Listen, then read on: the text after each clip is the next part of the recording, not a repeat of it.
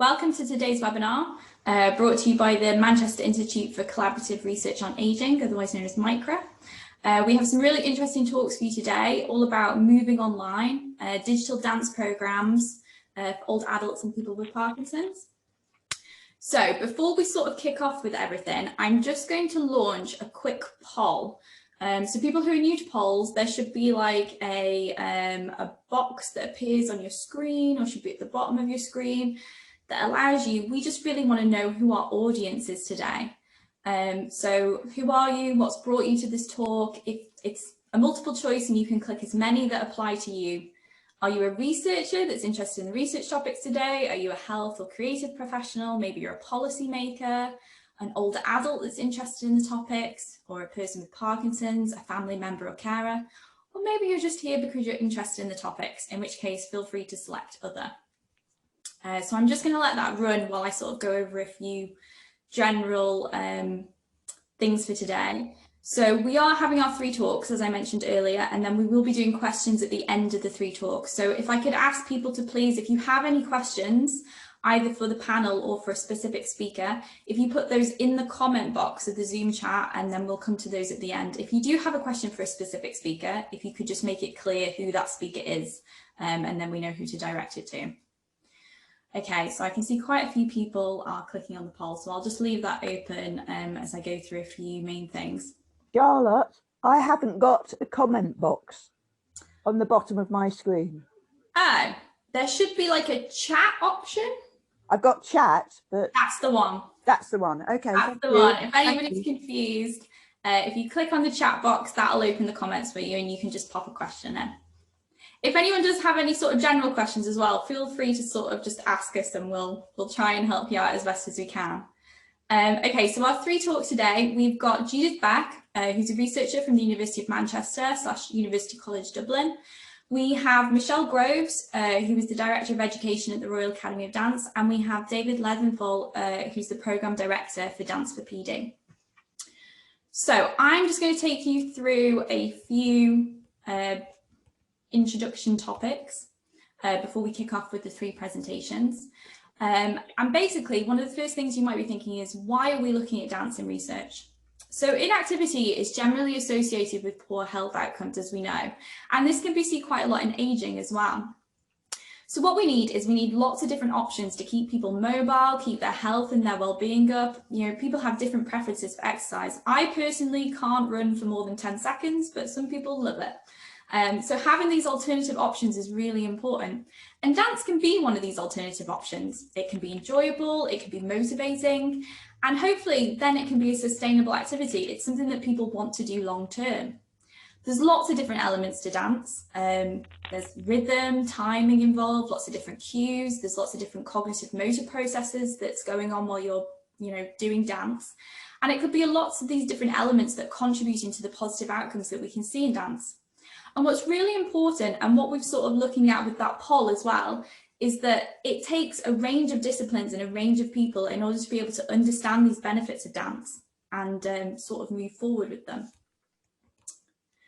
So some of the effects that we've seen in previous research in dance in ageing population and people with Parkinson's is various, really. So if you look at the table that we've got on this slide, there's lots of different areas where we've seen an effect of dance.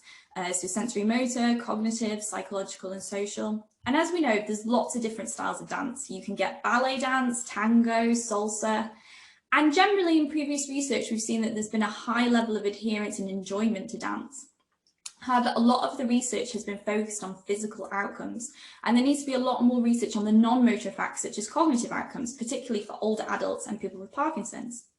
And it's also really important for us to investigate how these benefits can be optimized. So how can people really make the most of these benefits of dance? So moving on, my slides don't want to change for some reason. Bear with me.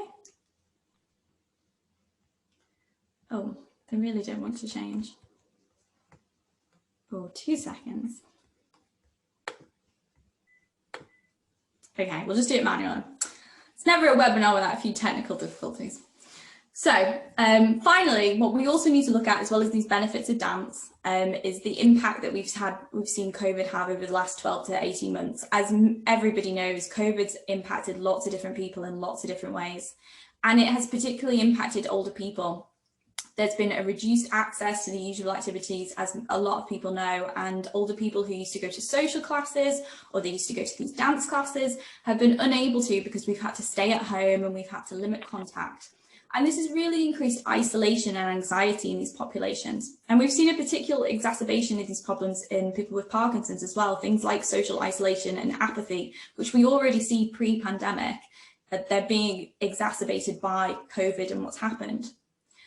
Pre-COVID, there were some resources available to do dance at home, but this was mainly limited to things like DVDs. And so we've really had to sort of move things online, as in a lot of areas of our life now, such as things like these webinars. But dance classes have had to develop a lot of at-home resources as well. So there's been things like video conferencing, people could take part in live dance classes, or there's pre-recorded classes available for people as well. But what we really need to think about is how are participants engaging with these resources? Are they engaging with these online resources? They're so different to in-person classes. And can the benefits that we saw pre-COVID still be obtained through this digital practice? So you've definitely heard enough from me today. So we're going to kick straight off into the 3 presentations, and our first presentation will be from Judith Beck, who's from the University of Manchester and University College Dublin, and she will be talking about her research on participants' experiences of at-home dance during COVID-19. So go ahead, Jude. Thank you, Charlotte. I'll just share my screen now.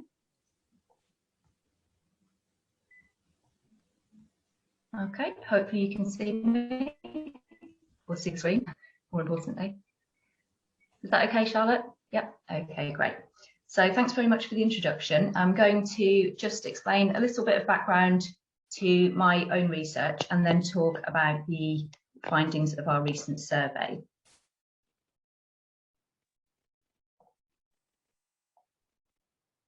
Okay. Now, because Charlotte's already introduced research into dance for older adults and people with Parkinson's and why we think this is an important topic, I'm just going to go straight in and explain some of the processes that I think might be involved in the beneficial outcomes found in dance, as opposed to maybe other types of physical activity. So dance in general involves the internal simulation of movement, which I will refer to sometimes as motor simulation. So internal simulation of movement through processes like watching and imitating, which we're probably all aware of using these processes when we learn something new or practice a new skill, but also imagined movement, which can be less obvious. And imagery can take a number of different forms, such as visual imagery, so seeing a movement in our mind, or kinesthetic or sensory imagery, which is imagining how a movement feels, and what I call analogy type imagery, which is often used in dance. And this involves thinking of yourself as moving like something else, for example, stretching your arms out like the branches of a tree. And there's evidence that observing, imitating, and imagining movement can activate areas that are involved in planning and producing physical movements. So these can have a real impact on our actual ability to move more easily and more effectively. And my research is looking into whether these processes might be involved in some of the positive effects of dance that are found in older adults and people with Parkinson's. So in an earlier survey, we asked dance instructors who were teaching programs for older people and people with Parkinson's about how they were using motor simulation processes within their classes. And the majority of them were using visual or sensory type of imagery within their classes, and most were also using imitation, which is also often called mirroring within dance. So that's a term that you might be more familiar with.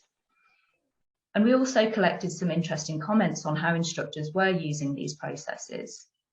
Like, rather than saying, for example, lift the arm in front and then to the side, we might say, imagining you are reaching forward and then opening a door. Or using imagery has allowed participants to embody different qualities of movement. And back when we were still doing face-to-face research, which hopefully we will again one day soon, we did a pilot study to look at the use of these motor simulation processes in dance for Parkinson's. And we worked with English National Ballet on this project, as well as an Indian dance artist. And we also consulted with people with Parkinson's and physiotherapists to design a class that really focused on using imitation and imagery with creative themes and storytelling and music, which supported and encouraged these processes. And we held a focus group after 6 weeks of classes where participants reported that they were using imagery and imitation, both within the classes as well as in their everyday lives. For example, as you can see in the quotes here, one person had imagined movements used in classes, such as the lotus flower, which is a hand gesture from Indian dance, which I've put a picture of on the slide because it's probably better than trying to demonstrate it myself, as well as a weaving movement linked to the cotton theme to move more easily outside of classes when doing day-to-day tasks. So it seems that these very creative processes in dance can actually lead to some functional benefits. And although we're hoping to do some more research with face-to-face dance classes, of course, that hasn't been possible for the last year or so. And in the meantime, we wanted to try and find out how people were engaging with dance at home. And as Charlotte mentioned earlier, many new resources have been developed in response to the COVID-related restrictions. And so I worked with David from Dance for PD and Michelle from the Royal Academy of Dance to conduct a survey of older adults and people with neurological conditions who were either currently using or were interested in using at-home dance programmes. And Dance for PD is a programme specifically designed to suit the needs of people with Parkinson's, while the Royal Academy runs the Silver Swans programme, which is for older adults. And both of these programmes have instructors, in normal times anyway, have instructors delivering classes all over the world, as you can see in the maps here. Okay, so both David and Michelle will tell you a bit more about their programmes later on. And we also consulted with other dance artists, physiotherapists and people with Parkinson's again to make sure that the questions were appropriate and captured the most useful information about their experience. And the survey covered topics such as access to resources and potential barriers to participation, which types of resources people were using and how often, how people were engaging with dance at home. So this includes things like the use of imagery, as I've discussed, as well as other strategies like singing or counting or vocalising movements. We also wanted to find out what benefits people had noticed and their views on future participation in online dance or digital dance. And there was also an option to provide further comments or suggestions. So there's lots and lots of data from this survey, which we're still working through the analysis and hopefully we'll be reporting all of those soon. But we collected responses from over 400 people across 10 different countries, although most of these were in the UK and the USA. And of these, 351 were already using at-home dance resources. Now, while there were a small number of people with other neurological conditions, most were either healthy older adults or people with Parkinson's. And the majority of these had previously attended classes in person. And we found that people were practicing at home very regularly. So 94% were taking part at least once a week, and many were practicing twice a week or even more than twice a week. Around half were using both live and pre-recorded classes, and among those there was a majority preference for the live programmes. Around half of respondents had one or more type of technical issue, whether it's accessing the platform, connectivity issues or sound quality, but that also means that half didn't have any technical problems at all, which is encouraging. But importantly, people who were not already using classes, many of them said that they didn't know how to find or use the resources or that they weren't motivated enough. And quite a wide range of benefits were reported, as shown in this graph here, which included both sensory motor type benefits, which I've highlighted there, as well as non-motor or non-physical effects. And I don't have time to go through them all in detail today, but physical effects included things like improved balance and posture, performing movements more easily, while the non-motor effects included things like improved mood, reduced stress, increased confidence, and so on. And interestingly, there was no significant difference in the number of benefits reported excuse me, by those who had or hadn't attended classes previously. Okay, and what this graph here shows is that although older adults and people with Parkinson's showed or reported similar numbers of benefits overall, the types of benefits reported differed a bit between them. So in the older adults group, which is what you see on the left side of the graph, there were similar numbers of both sensory motor and non-motor benefits. However, in the Parkinson's respondents, there were more sensory motor. They reported a similar number of non-motor effects to the older adults, but more of the non-motor sensory motor effects.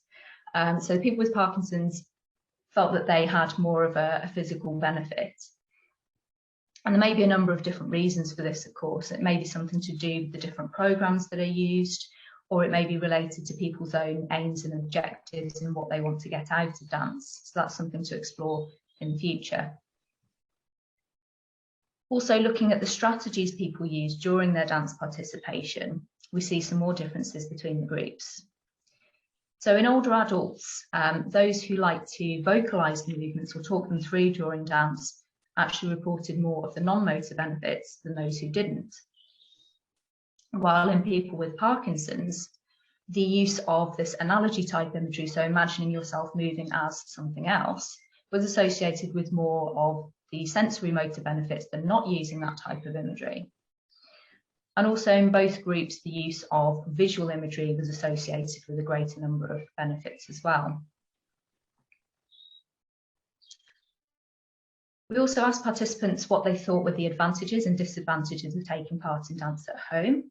And the top reported advantages were not having to travel to classes, flexibility in timing, and being able to practice more frequently. While disadvantages were mainly around the loss of social interaction, reduced motivation, and the loss of support or tuition within classes on a one-to-one basis. But interestingly, the large majority of people said that when it's possible to return to normal classes, they would still like to continue with online classes alongside these. So there is clearly a place for digital provision going forward, even beyond the pandemic. As mentioned earlier, we also collected some open comments and responses, suggestions, and a lot of these echoed and reinforced the messages from the numerical data. However, there were also some additional insights that were interesting, such as dance providing a lifeline during the pandemic, which I know David will mention later on as well. So things like maintaining mobility and mental health, as well as providing a sense of connectedness. And the need to increase accessibility of online resources was also noted, such as training for both teachers, instructors and participants to engage with video conferencing more effectively, as well as increasing the diversity of provision and reaching different language groups and communities. It was also clear that there was a lot of variability among people's preferences, such as the amount of verbal instruction people wanted to receive, or having classes broken down into manageable sections versus having a more continuously flowing session. And so it seems that there may not be one best format for online classes, but having options that suit different people. And another interesting theme is that online dance seemed to open up new opportunities and experiences for people. For example, being able to meet dancers from across the world, which they wouldn't have done otherwise, or attend classes in remote locations, as well as learning new technical skills or discovering different classes or different styles of dance.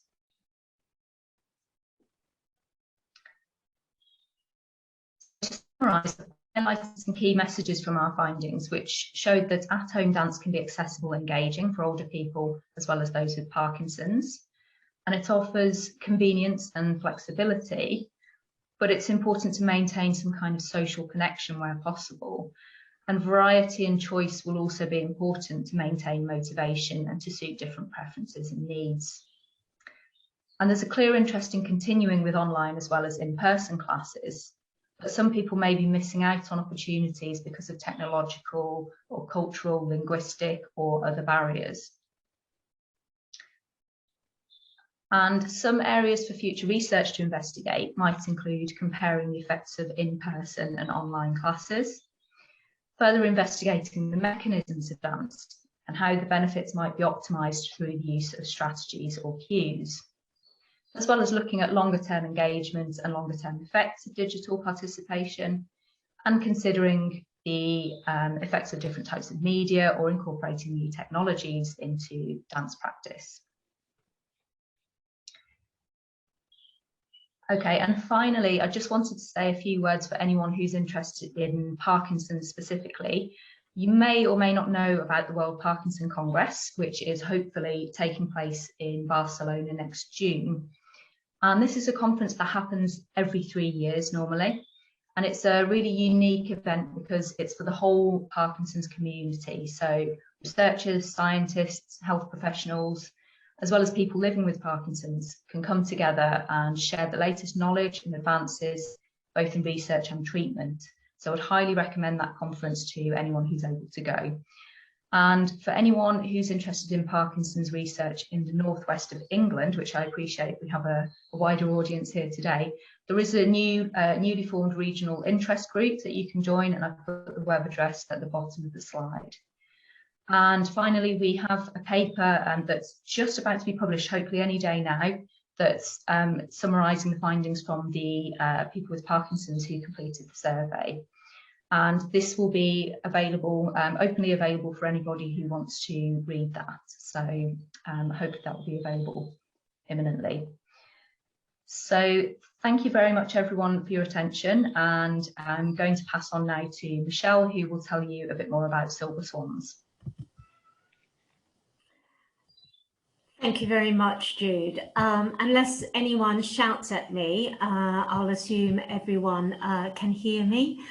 The title of my presentation is Variations on a Theme, Connecting Silver Swans Across Virtual Domains.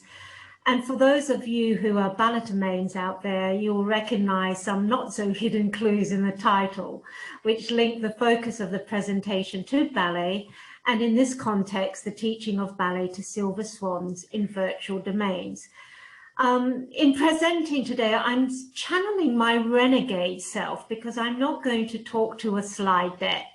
Having said that, I'm not that much of a renegade because I do have a script in front of me. So if my eyes do wander off the page, you'll know the reasons why.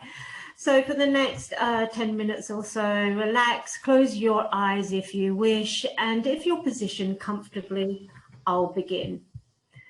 So everything comes from somewhere, and the Royal Academy of Dance Silver Swans programme is no different. Ballet classes for adults, or for want of a more PC descriptor, ballet classes for older learners, is not a new phenomenon. Ballet teachers who teach in private dance studios have for many years capitalised on the adult dance market by offering ballet classes to older learners. While perhaps these ballet classes did not have explicit knowledge and understanding of the benefits of ballet classes, and that brought to older learners, there was tacit acknowledgement that ballet classes were good, not just for the body, but also for the soul. The Silver Swans journey emerged as an outcome of the Royal Academy of Dance Faculty of Education 2012 research project, Dance for Lifelong Wellbeing, the report of which you can access online. Funded by a grant from the Community Learning Innovation Fund, the project provided opportunities for older adults in and around London to participate in dance classes of various dance genres, including ballet, over an 8-month period. As well as providing dance experiences for older learners, a key objective of the Dance for Lifelong Wellbeing project was to capture the knowledge, understanding and skills which dance teachers drew upon when teaching dance to older learners, with the aim of producing a range of learning and teaching resources. And these resources included examples of lesson plans, risk assessment templates, and student welcome packs. Rightly or wrongly, a starting point for many dance teachers, and particularly ballet teachers, has been to teach the subject rather than to teach the person. And I'll return to this point a little later on in the presentation.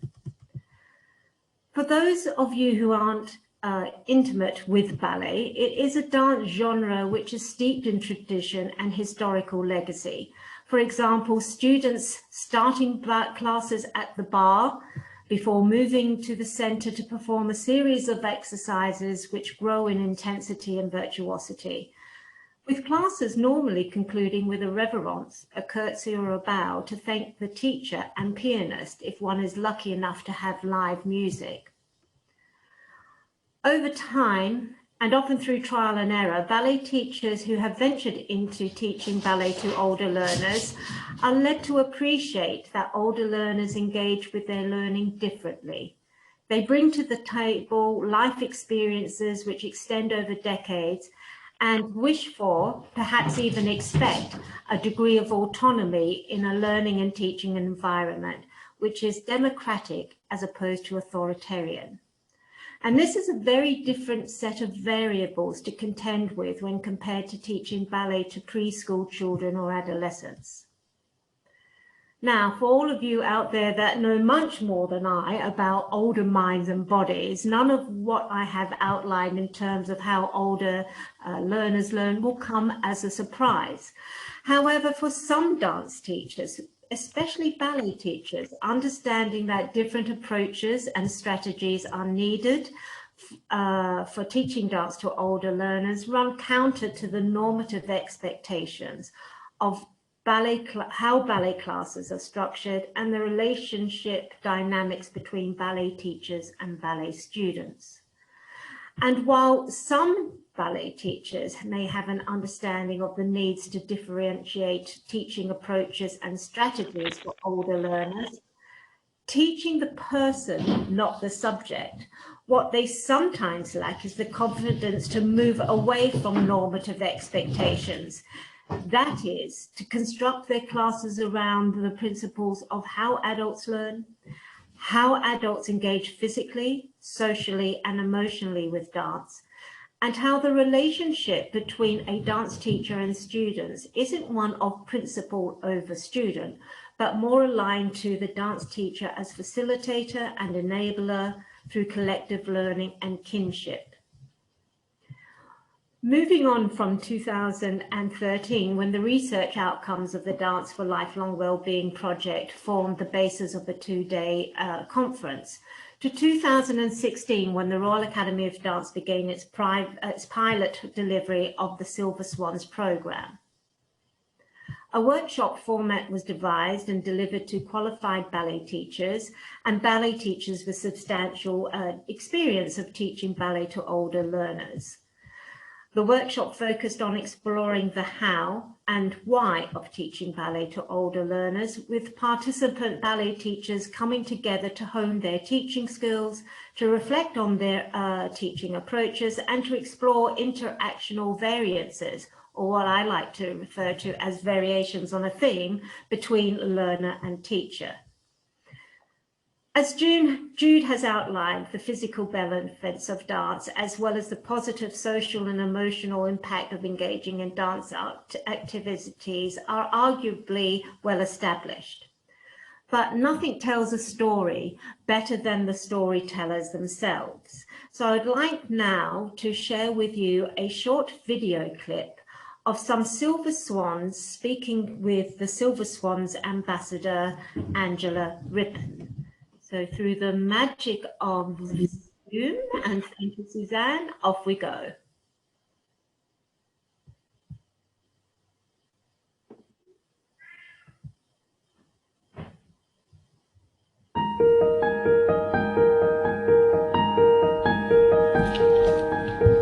Hello ladies, Silver Swans, and you all look fantastic, absolutely great. I mean, what have you found coming to the Silver Swans class? I just love it. I just love the whole thing of it. Yeah. And does it make you feel fit? It feels better, yeah, when you've done it. I love this, and I love Silver Swans because I think it just makes you feel happy. Whatever's going on in your life, you come to a class here or anywhere and you do ballet, and you go out, you forget everything while you're dancing, and you go out and you feel fantastic. But just don't know that you're using all that energy. It's marvelous. Yes. We're all just those wannabe ballerinas we always wanted to be from when we were little. So everybody does feel very comfortable coming in, because some of the class have done quite a bit of dancing or not done it for a while, and they're as enthusiastic. You know, everybody is equally enthusiastic. It just makes you feel good. I think everybody could do it. I really do believe that you can actually, no matter what age you are. We have an 82-year-old in the class. Yes. Just make sure all 10 toes are spread on the floor evenly. I think ballet is very calming. It's very good for the soul. I just think it's just the exercises are all things that anybody can do. And you glide along beautifully like Silver Swans. Not exactly.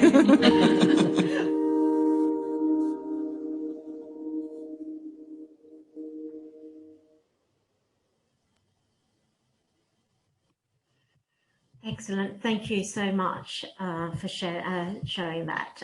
So before fast forwarding to 2020, I'd like to share with you some Silver Swans facts and figures.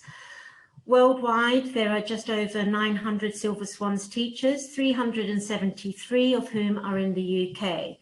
It's estimated that there are around 13,500 regular Silver Swans students globally, with Silver Swans classes being taught in 31 countries, from Aruba to Chile, to Brunei to Macau, from Denmark to New Zealand.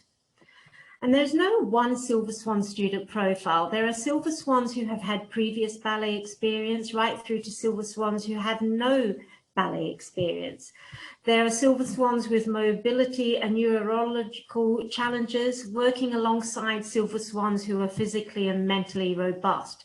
But what joins the Silver Swans together is this shared passion for ballet and the kinship of doing and enjoying an activity with like-minded others.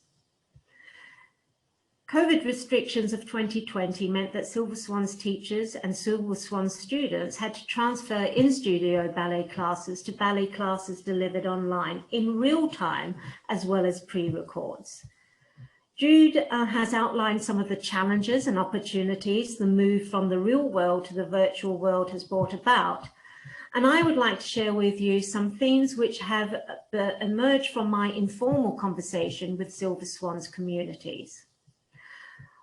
While nothing can substitute in-studio dance experiences, the regularity and repetitive nature of ballet training, the inherent structure of ballet classes, and even the simple act of having to change into ballet-appropriate clothing provided Silver Swans with a degree of certainty in the uncertain worlds they were having to operate in. Connectiveness through a love of ballet was even more significant, even though the connectiveness was through virtual domains. Coming together to dance was instigated a coming together of discursive dialogue, of shared experiences, and a shared kinship. While Silver Swans teachers were having to put on a positive and brave face when teaching ballet classes to younger students, in teaching their Silver Swans classes, they were able openly to have a 5-minute discussion of the world having gone mad before settling down to the business in hand. And it seems that Silver Swans have become more reflexive of self, how their self is positioned and recognized in virtual environments, with the realization that they can move and make that leap from being digital immigrants to being digital natives. It will be interesting to see what the next stages of the Silver Swans journey will be, both for Silver Swans students as well as Silver Swans teachers. Will old ways be returned to, or will Silver Swans students embrace choice by taking classes in studios, virtually, or a mixture of both? Has disruptiveness provided opportunities to think differently about self and others? And what impact might this have on being a Silver Swan or a Silver Swan teacher? And finally, just because we know we can do it differently, does that mean we should continue to do it differently? So many thanks for listening, and I will now pass on to David.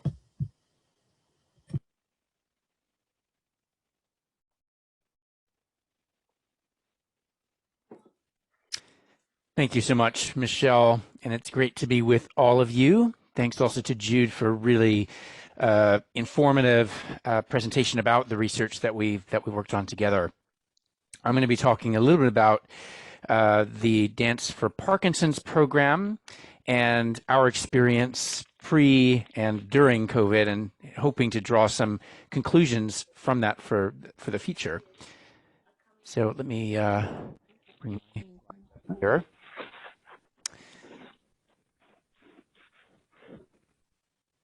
I wanted to start off with a brief introduction on Parkinson's disease, because I know some people in this call are perhaps a little less familiar with Parkinson's. And it's fair to say, I think, that most people talk about Parkinson's as a movement disorder. And certainly the symptoms of Parkinson's, things like balance issues, rigidity, slowness of movement called bradykinesia, and tremors are public conditions. They're aspects of Parkinson's that people contend with in their physical body and that are quite visible to the rest of the world.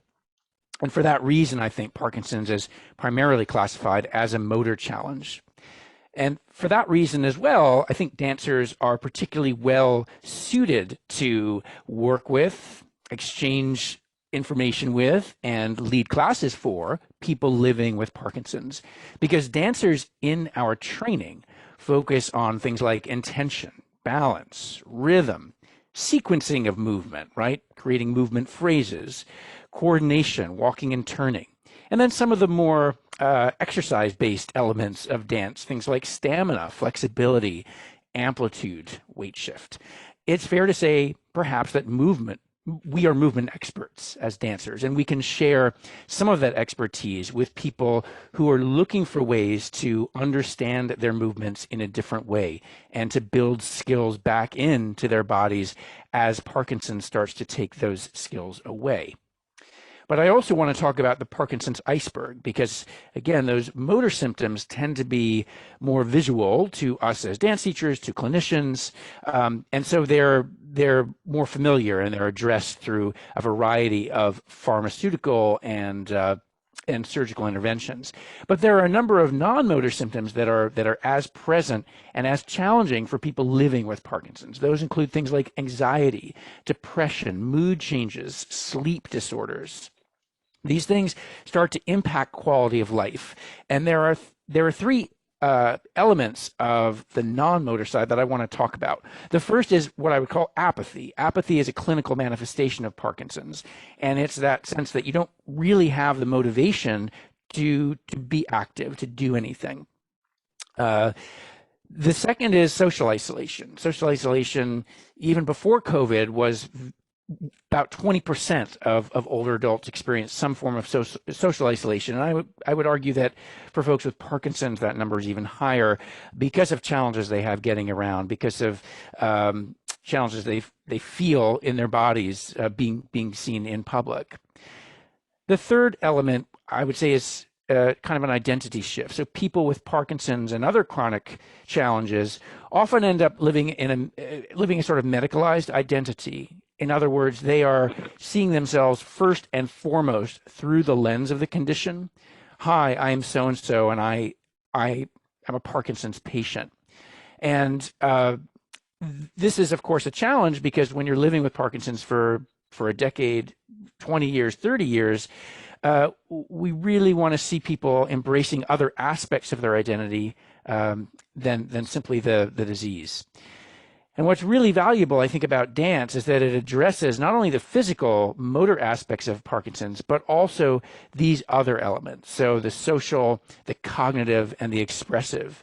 When we look at those three aspects, apathy, isolation, and identity shift, dance plays a major role, and I think Michelle was talking about that a little bit with the general older population, but dance plays a major role in helping people feel motivated about movement, become social in their interactions, and come to a sense of belonging in an artistic space.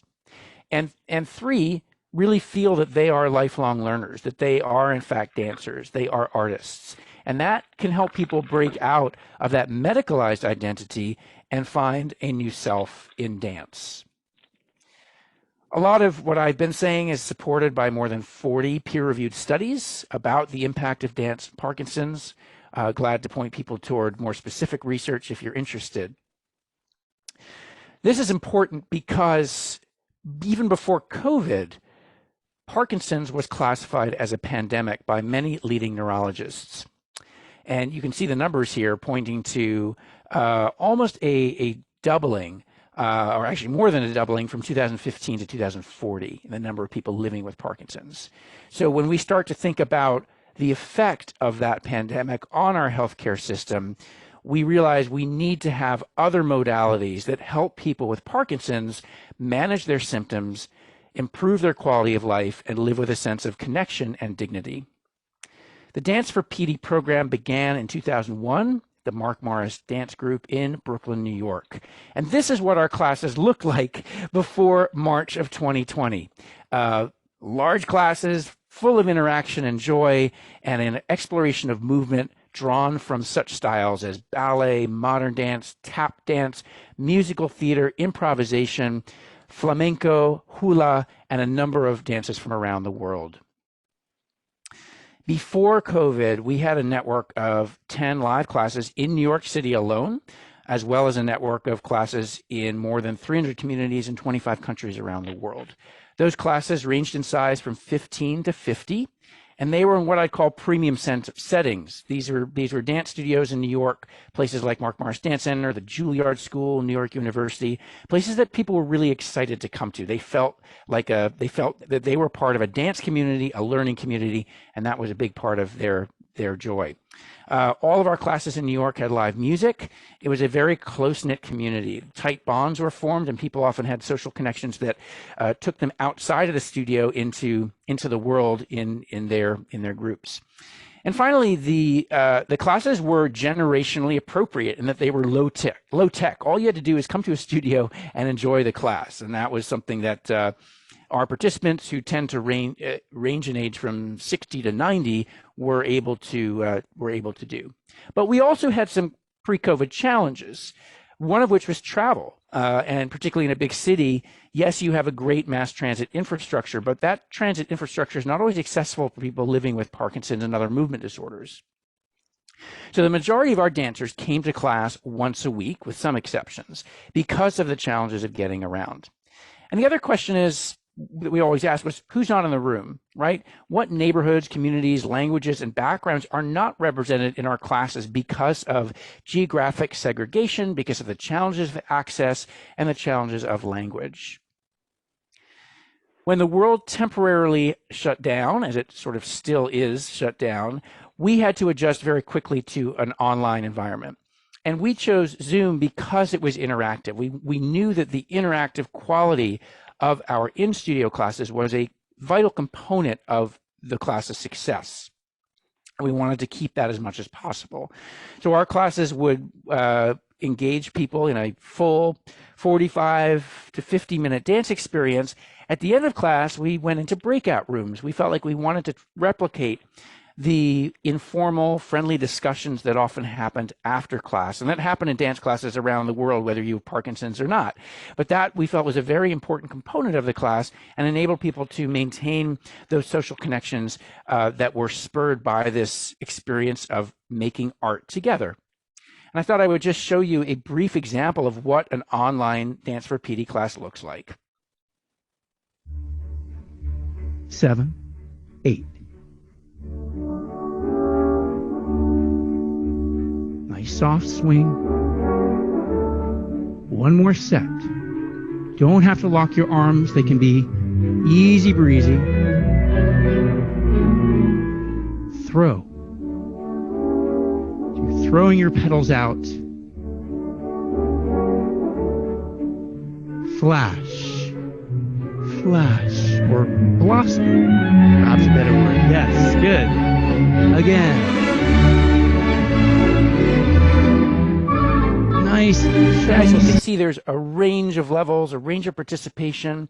In all of our classes, we provide both a seated demonstrator and a standing teacher so that people are able to follow along at a level that they're comfortable with. We also realized that we needed to expand all of our at-home offerings. So in addition to live classes on Zoom, which collected anywhere between 30 and 200 participants per class, and invited people in from 38 countries around the world. We also wanted to have on-demand video. We realized that with time zones and preferences, the live classes weren't available to everybody. And we were getting between 25 and 3,500 views a week, with about 60,000 views since March. So these included recordings that we had done in the studio before everything shut down, as well as recordings of those Zoom classes for people who missed them. We also realized that for people who don't have internet technology at home, we needed to create resources. And so we created a Dance by Phone program that was, in North America at least, a free call, and you could choose from a menu of dance activities that were prompted through verbal cues and music. These were quite open-ended, as you can imagine, so we weren't expecting people to follow verbatim. But this has been a very successful branch of what we've offered. And again, it's available to anybody with any phone, cell phone, landline, and particularly helpful for those people who don't know how to use a computer, don't have internet at home. And this is a program that will actually be expanding even after we return to in-studio classes. What we saw was quite incredible. Within a few months, the enrollment in our classes went from about 650 of people who normally attended in-studio classes in New York to more than 1,800 folks coming in to the online program. And so what we saw is really the dynamics and the elements of the in-person experience translated really well to Zoom. And we have continued offering anywhere between 7 and 9 classes a week for free to our New York and our global audience through Zoom. What are some of the online benefits? Well, no travel is necessary. Classes and resources are beamed right into your living room. The majority of dancers are now coming 2 to 3 times a week, so they're doubling or tripling their participation. Although we haven't measured the motor outcomes of that change, we can only imagine that by doubling or tripling participation, we're seeing better motor outcomes in our participants, and people have reported as much. They love the opportunity to be able to fit dance into their lives on a more regular basis without the barriers of travel. Our classes are available to anyone with digital access. We've started offering classes once a week in Spanish, and starting next month, we'll be offering a weekly class in Mandarin. These are things that we could have done in person, but they're much more widely distributed through the Zoom platform. So in our Spanish class, for example, we're able to reach more than 100 people in the very first class offering, which for those of you who offer classes know that would be near to impossible in an in-studio setting. And finally, this issue of privacy. On Zoom, you are able to turn off your camera. You're able to be anonymous. In a studio, that's impossible. And I think for many people living with Parkinson's who are perhaps not public about their condition, who may not be out about their Parkinson's to their social network, to their employer, maintaining an element of privacy is very important. And it is welcomed by a number of our participants who want to try out the class in a way that they are not revealed. They're not vulnerable. And so the privacy aspect is something that we really take into account as we plan a hybrid model for classes going forward. It has enabled not just those people who are perhaps not public about their Parkinson's, but people who are a little bit tentative about dance in general and may not want to be in a studio right away. The Zoom experience has allowed them to come in, take class on their own terms, and not be seen right away. What's missing online? Well, clearly touch, contact, and also a full sensory experience. Somebody the other day mentioned, you know what I really miss? I miss that sense of being able to see and smell other people, that sense that we are human beings, that we're communicating through not just a camera and a screen, but through all of our senses. I think also sort of visuospatial perception has changed on Zoom, and so we try as teaching artists to do as much as we can to engage that sense of space, to use a sense of space, but it's just not the same as being in the studio. Nonetheless, as takeaways, I think we really need to look at the fact that a digital model is here to stay. We have made, I would argue, a 10-year jump forward in digital teaching and learning, and those digital classes and resources are here to stay. There are great benefits to programming live, online, and by phone programs in parallel. That the hybrid model is really what I hope will take root going forward. Access and inclusion, whether that's geographic, linguistic, socioeconomic, have been greatly increased in the digital space. Teaching artists need training to be effective online. And that is something that we've worked really hard with our teaching artists on is developing techniques and strategies that work in delivering an online class. And dance organizations need to invest in technology. I think traditionally we've been a bit behind the curve in this. We have relished the low-tech nature of our work. No longer. We need to really relish in our versatility and our ability to work in all kinds of platforms, including online platforms. I'm going to stop there, and I'm going to turn it back to Charlotte for questions and responses from our team. Thanks, Charlotte. Thank you, David. And thank you to our three speakers today, Jude, Michelle and David. They were really interesting talks, and it was really great to see some of the short videos as well of what people think and how they get involved. We have got a few questions that have come in. Again, just a reminder, if people do have questions, feel free to pop it in that chat box. We have a general question. How do the classes work with the hearing or visually impaired? I don't know who wants to take that one.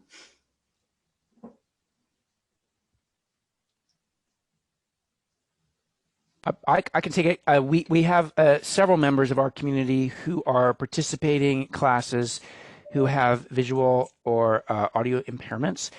They tend to participate with a care partner, and that care partner is leading them through, usually using touch. That is a person who is in their household and is helping to translate that material. There are some classes where we have used Zoom's auto transcription feature, which has been wonderful because it's not technology that we otherwise could afford, and we can't afford necessarily to have an outside program come in and do that. So that's been something that we will do on request. And then the Dance by Phone program has also been used by those who are experiencing and living with visual impairment, because that is all audio cueing to music. Great, thank you. Yeah, so really making it accessible to lots of people, which is great. It's critical. Another question that we've got is, how do participants feel about seeing themselves move on Zoom?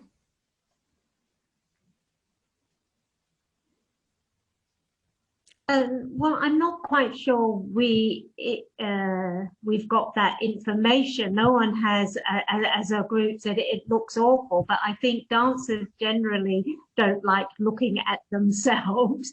And I would imagine that many being online is perhaps no different than being in the studio where there may be mirrors in front. But I think from particularly from the group of Silver Swans and their teachers, I haven't heard anyone saying it's a bit of a horrible experience. I don't know, David or Jude, that you've got any sort of things on that. I don't have hard data on it. I will know anecdotally that most people report that they are either focused on the teacher's speaker view and that they actually really enjoy that experience because it feels like the person is teaching just with them in the room. They're not aware of anyone else as they might be in a studio. It feels like a one-on-one experience. Or we're in gallery view and I'm cueing them to look at and dance with everybody in the room. So there are very few times when they're probably that focused on themselves. They're mostly either focused on the teaching artist or they're focused on a communal view and trying to engage with their dancers online. So that's been my experience. And just one small point from the survey, the data we collected was that almost all participants said they were watching the instructor very closely during classes. So I think the attention is so much on watching the movement and learning what they need to do that people aren't necessarily worried too much about looking at themselves. Yeah, it's a totally different concept, isn't it, on Zoom? Even in this kind of format, we're having to look at ourselves while talking to other people. But no, thank you guys. Okay, so another general question, just out of curiosity. Are there any studies linking these initiatives to fall prevention in older people that any of our speakers know about?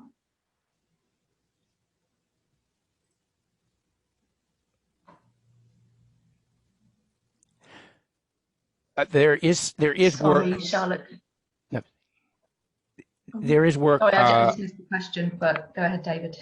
No, I mean, I don't think fall prevention was an aspect of the research that Jude facilitated here, and it's notoriously difficult to study. There have been some good studies in the UK that ASOP has looked at and on fall prevention in older adults.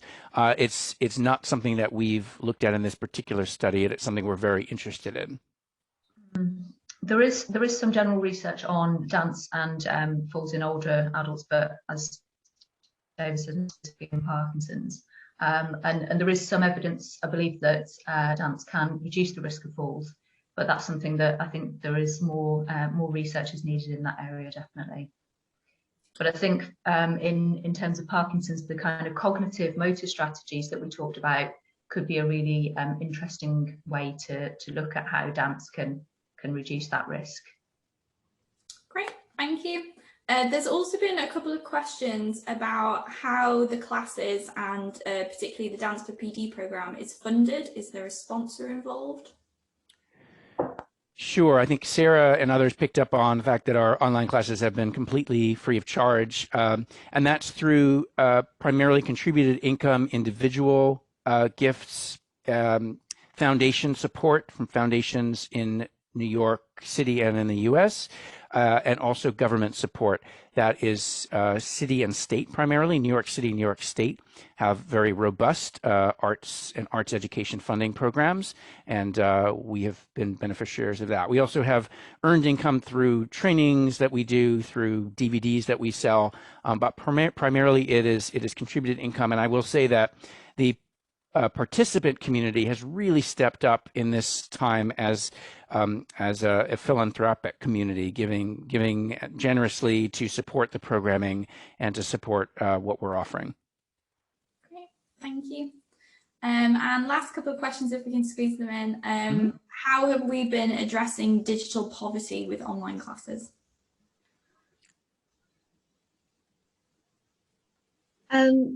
It is an issue for anything that's online, not just Dance for Older Learners, but here in the UK, as many of you know, nearly everything has been changed onto online, dancing, performance, choreography, teaching, all of those aspects. And it's a hard nut to crack, because it's not only just having the laptops or the iPads available, it's all to do with bandwidths of depending on where in the country you may be, all of that sort of thing. So yes, it is a real challenge that I think major governments are being challenged by just as much as we in the community, in the dance community.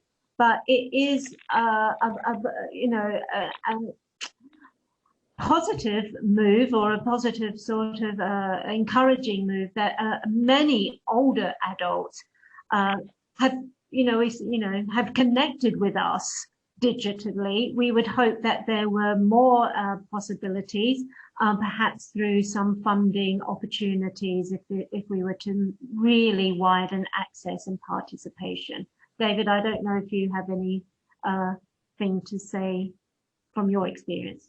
Well, it is a challenge, and it's something that the Parkinson's world in general is contending with as more and more programs are available digitally, and internet access and hardware to stream that material is more and more a requirement and less sort of an option. So there are discussions around sort of discount internet programs, discount equipment programs, making sure that that equipment gets into the hands of people who otherwise would not be able to afford it, because it is now truly a lifeline, not just for dance programs, but also for medical interventions, for surgical tracking after deep brain stimulation. There's a lot that needs to happen on equipment, and so it's a bigger problem than the dance world itself can solve, but it's something that we need to address and be part of the solution on. Yeah, definitely. One of the most important things is getting people involved and trying to improve that accessibility. So great, thank you. I'm aware of the time. I'm aware that we're sort of reaching the end now. I know there are a couple of extra questions. If you have had a question and we've not been able to get to it today, please feel free to contact Jude, David, or Michelle, or Suzanne at MICRA, who can help as well. Just to say, Charlotte, there was one question I spotted asking if there was any qualitative research being planned to follow up on these issues. And although we're just about to publish a short paper on the Parkinson's results, we are also in the process of writing up some data that includes the healthy older adults as well. And as part of that, there is some qualitative data that we've collected through open comments. So there will be a bit more, hopefully, in there in terms of insights into people's experience. Thank you. David and Michelle, do you have any finishing comments you'd like to make? Michelle, go ahead. Sorry. No, but just thank you everyone for joining. We're all passionate about what we do. You've shown passion from joining us today. So it would be great to, do share your ideas and thoughts with each other and with us so that we can move forward together. And can I just say a huge thanks to MICRA for facilitating this event and for promoting it, and bringing so many people to listen to us today. And also thanks to Charlotte for organising us all so nicely and taking care of the questions. And just thank you to everybody who took some time out today to listen to us, and hopefully you've learned something interesting. Yeah, just to reiterate then, thank you everyone. Thank you to our speakers. They were really great talks today, and I hope everyone's really enjoyed it. Thank you so much for attending. Thanks. Bye.